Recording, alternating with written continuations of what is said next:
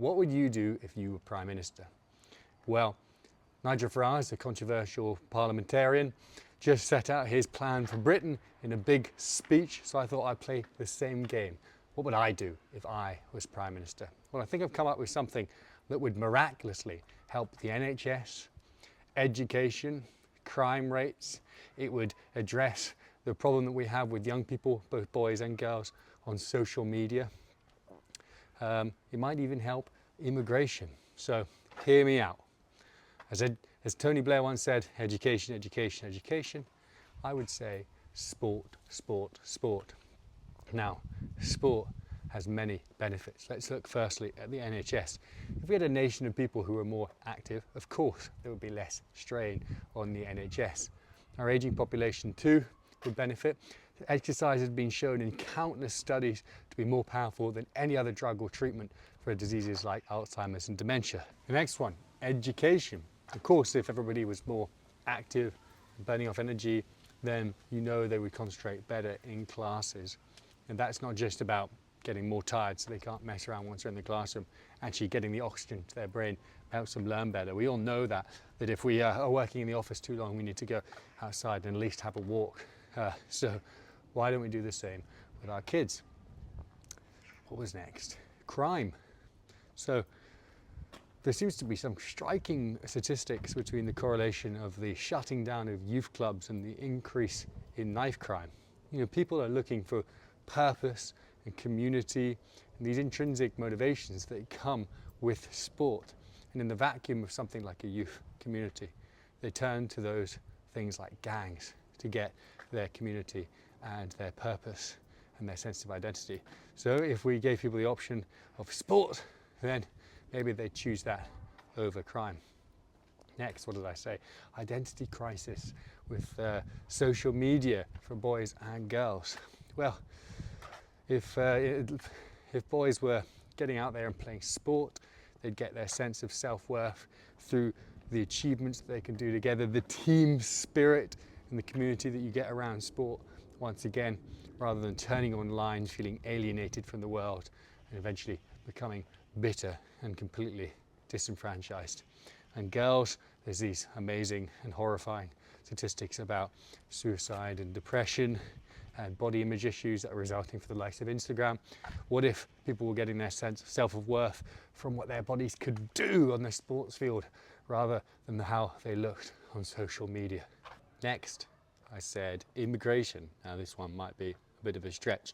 Certainly it wouldn't do anything for stopping people coming or not coming here. But what it could do is a better job of integrating communities. If communities were based around some strong identity of a sports club in which lots of different people from lots of different communities took part in, then of course there'd be a better integration between different groups. I'm a dad, I'm sure the next big group of friends I'll make is the parents of my children's friends. So what if they're all playing in a sports club together and I'm meeting people from different backgrounds that I wouldn't usually meet?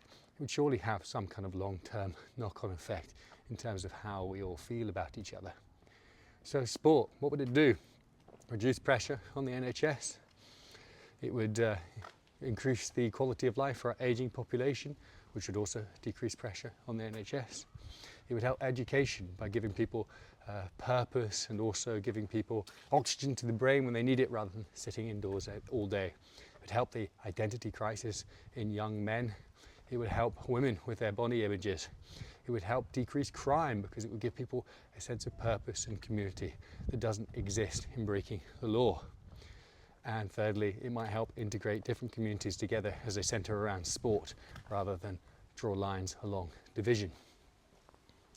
Now, why am I a motivational speaker about adventure talking to you about sport?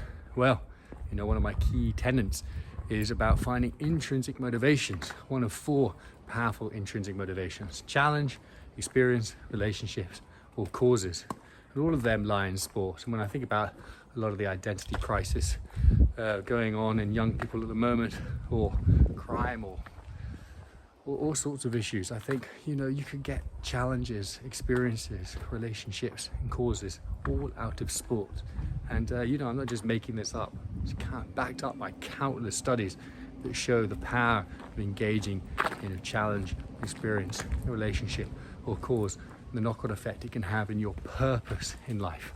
Now, if I was at a press conference and I was Prime Minister, I'm sure the press would have a field day saying, isn't this simplistic thinking? How would you get it done? Well, I think one of the important things in sport is we need to rethink what sport is. For too long, we've just thought of sport as invasion games like football or rugby. And what about the people who don't like football or rugby? Well, being active your whole life is probably not going to be about just going to football on a Saturday. How do we integrate it into people's lives and make it something they're really passionate about? You know, look, every single day, millions and millions of young people are dancing on TikTok.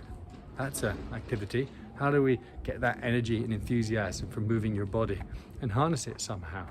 How can we rethink what sport is?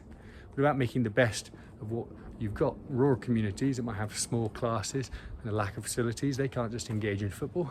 What about trail running, hiking, walking in nature? Those are things that might be more accessible to those communities, but equally as meaningful as other sports. If we can rethink what sport is to make sure that it appeals to everybody, maybe rebrand it not as sport, because that has a sort of connotation of competitiveness. It's something about being active, being physical, enjoying what your body can do, and surely we'll all stand to benefit. If you want to become hardier, happier, and more fulfilled by learning about resilience, then subscribe by the button above.